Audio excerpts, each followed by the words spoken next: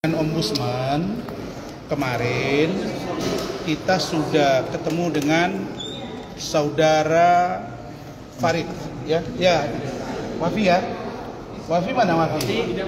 Farid kan, kamu sini dong. Dan saya didampingi oleh oleh Wafi dan Ibu Ade. Lalu kemudian karena Rahmat kemarin ada pendampingan di Polda Metro. Jadi saya update bahwa kemarin saya, Fadel, Martin sudah diperiksa di Polda Metro terkait laporan Nikita Mirzani terhadap saya tentang yang membuka data kependudukan Undang-Undang Kesehatan. Alhamdulillah semua berjalan dan kita sudah dapat cerita bahwa Loli juga menjelaskan apa yang saya jelaskan. Nah, lalu kemudian sekarang ini di Polres Metro Jaksel sedang menunggu hasil visum. 1-2 hari ini ada pemberitahuan dapat hasil visum, maka langsung dipanggil Nikita Mirzani. Kemudian kasus laporan saya Undang-Undang IT, itu saya dihubungi penyidik untuk kita koordinasi ke sana. Ada perbaikan sedikit. Laporan Pak Umar terhadap Nikita Mirzani juga sedang dalam proses. Jadi nggak ada yang tertunda. Nah, baik, itu poinnya ya. Nah, poin yang kedua tentang tadi sekali lagi Hotman Paris. Kalian harus datang supaya terbuka semua mata. Karena tidak boleh saya ungkap di sini kecuali di persidangan dan itu boleh live. Nah, yang ketiga tentang Ombudsman. Kemarin saya dengan Wafi dan Bu Ade ke Ombudsman. Ombudsman itu punya kewenangan untuk satu melakukan pemeriksaan terhadap administrasi penanganan sebuah masalah institusi to institusi, dan dalam hal ini adalah terkait dengan pelayanan publik, boleh pribadi, boleh organisasi, dan justru selama ini posisi Ombudsman itu kurang ter-up di media karena mungkin perannya tidak dijelaskan. Sebenarnya kalau dilihat dari segi hak asasi ada di Komnas HAM, dari segi administrasi dan kewenangan pelayanan publik yang tidak melaksanakan tugas dengan baik ada di Ombudsman.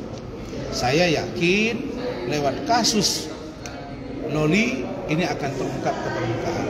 Nah, dalam hal penanganan perkara atau kasus ini yang kami laporkan, pihak Ombudsman telah menunjuk Pak Farid untuk berkoordinasi dengan Wafi dan Rahmat tentang dokumen-dokumen yang akan kami tambahkan, begitu ya. Dan hal ini tentu kami tidak akan anggap ini main-main. Setelah dari sini saya sudah punya agenda akan ke DPR RI, bertemu dengan Komisi 3 DPR RI dan komisi yang menangani perempuan dan anak. Nanti kita akan lihat seperti apa, kapan nanti saya info kepada teman-teman. Begitu. Tapi kabar Loli sendiri udah ke-update belum, Bang? Apa? Kabar Loli sendiri ke Abang udah ke-update? Ya, saya tidak punya kewenangan untuk memaksa di mana Loli berada. Yang punya kewenangan untuk mengetahui di mana Loli berada itu ada di Komnas HAM, ada di Ombudsman, ada di Kementerian PPA, ada di KPAI. Tapi karena Kementerian PPA dan KPAI saya duga ya tidak bertanggung jawab, membohongi saya, maka saya serahkan kepada Komnas HAM, serahkan kepada Ombudsman dan DPR RI. Mereka yang berwenang untuk memanggil. Saya hanya akan datang ke KPAI, saya hanya akan datang ke Kementerian PPA untuk meminta pertanggungjawaban dari Lani Ritonga selaku asisten dan juga Saudara Ai sebagai seorang komisioner KPAI. Begitu. Bang, terkait soalnya dipindahin ke tempat eksklusif dan Abang dilarang nih Bang sama ini. Saya gini. Saya udah bilang ya, saya tidak terbiasa bicara tanpa fakta. Kalian lihat sendiri kan, 5 bulan mereka tidak mampu menjinakkan Loli. Itu artinya apa? Bahwa memang NM itu tidak mampu berkomunikasi dengan Loli. Dan Loli menolak. Sedurhaka-durhaka anak dalam kategori pemikiran orang yang waras. Pasti kalau ibunya memeluk dan punya cara untuk bagaimana anak ini dapat memaafkan ibunya dan dia curhat. Harusnya itu terjadi, tapi tidak terjadi. Bisa jadi karena Loli memang sudah sangat benci, atau sebaliknya NM juga sangat benci, tapi takut kalau secara terang-terangan nanti menghancurkan Loli. Jadi dibuatlah ini sedemikian rupa, diberitahu ke kita safe house, aman, nyaman. Apa sih yang nggak disampaikan kalimat oleh pengacaranya Fahmi yang tidak punya wibawa ini? Ya, ternyata dia tidak diinformasikan juga 5 bulan. Nah sekarang ngomong sangat eksklusif gitu ya? Iya benar. Nggak pernah saya dengar sangat eksklusif. Yang ada eksklusif itu kalian wawancarai saya eksklusif. Yang ada itu adalah sweet room. Yang ada kita pindahin ke dressing house. Nah, yang merasakan sweet room itu sejak saya pegang, sejak saya tangani, itu baru sweet room. Saya pastikan dia Jumat, Sabtu, Minggu, Senin, Selasa, Rabu, Kamis, Jumat 8 malam 8 malam Loli dalam keadaan terjaga, terawat, makannya disiapkan, sabunnya disiapkan, handuknya disiapkan, saja disiapkan, dan kamarnya sangat-sangat istimewa, yaitu VVIP. Nah, kalau dia bilang eksklusif, katanya juga sudah bermain-main kan, bercanda, sudah senang. Mana fotonya? Mana videonya? Gak boleh direkam bang, alasannya bang. Oh mana mereka waktu ambil paksa? Live dia, lagi. Itu alasan dari dia. Makanya yang begitu-gitu itu orang yang tidak konsisten, jangan kalian percaya. Kita boleh merekam kok, tapi blurkan. Saya ini ada. Saya sudah tracking satu-satu. Per hari saya akan keluarkan terus. Dia lari bagaimana, dia pertama kali cerita, ada. Diblurkan. Kalian wartawan juga tidak boleh menayangkan anak di bawah umur kecuali diblurkan. Jadi kita begini loh, persepsi yang saya ingin bangun, tidak semua ibu menyayangi anaknya. Walaupun banyak ibu di netizen itu bilang saya seorang ibu. Iya, kau ibu yang bagaimana dulu? Pertanyaan saya, adakah ibu yang membunuh anaknya? Sangat banyak. Adakah anak yang membunuh ibunya? Juga sangat banyak. Adakah ibu yang membuang anaknya? Sangat banyak. Adakah ibu menyiksa anaknya? Sangat banyak. Pertanyaannya, kalau ada anak teraniaya atas nama ibu yang mengandung, kemudian anak ini di bawah umur, kita boleh bilang, kau anakku. Maka saya bilang, tolong dilihat secara tajam dan cemerlang dan cerdas, bahwa 2 tahun dia tidak dibiayai. Dan dia sudah siap hidup tanpa NM. Belum lagi kata-kata bude. Fitri bilang ke saya nggak pernah dengar yang namanya ada bude dia bang. Saya lama bergaul, tidak ada budenya. Bude yang mana? Ada dong, memang budenya, biar kita lihat budenya mana. Halo bude, keluar dong bude. Baru ditanyakan, katanya nggak dirahasiakan, nggak boleh diungkap. Nah, makanya semua rahasia nanti terbongkar lagi gitu. Makanya saya minta safe house dievaluasi, Lani dievaluasi, Ai dievaluasi.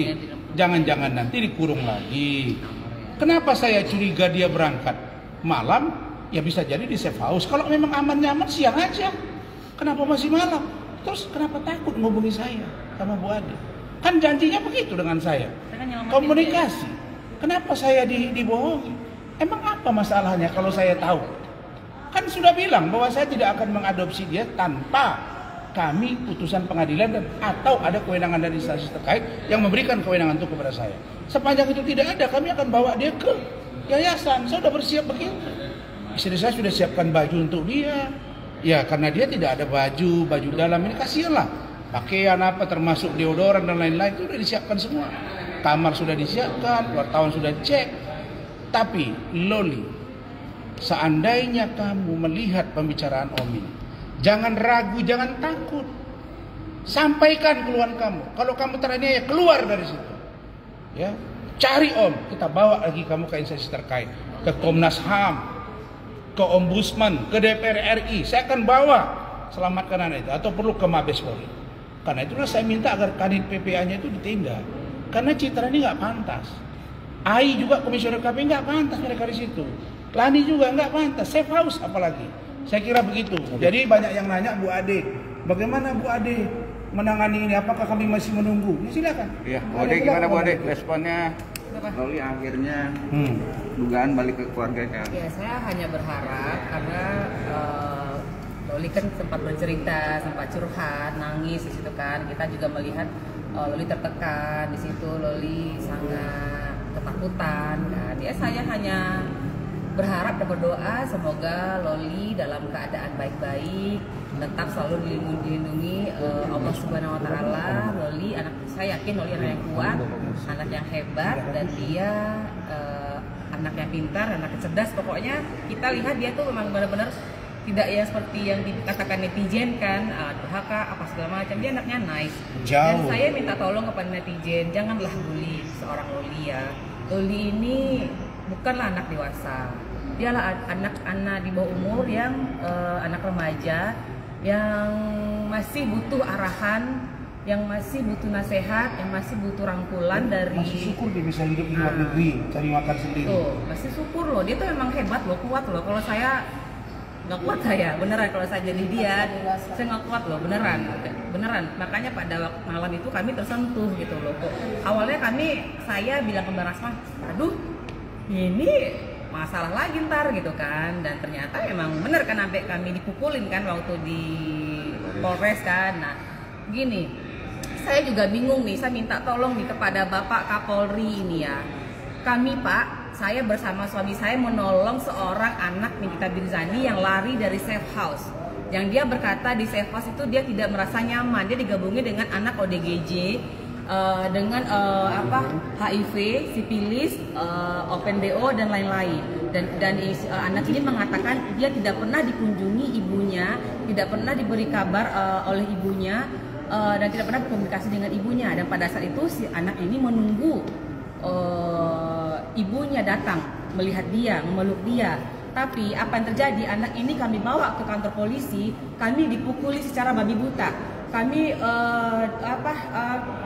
seperti orang kesurupan dia memukuli kami. Padahal kami adalah menolong anaknya gitu loh Pak, di kantor polisi dan disaksikan oleh yang ada di orang-orang yang ada di kantor polisi tersebut. Tapi mereka hanya diam Pak. Bahkan kami dilaporkan menculik anaknya, mengeroyok anaknya, mengeroyok si Nikita Mirzani ini yang pada kenyataannya tidak ada.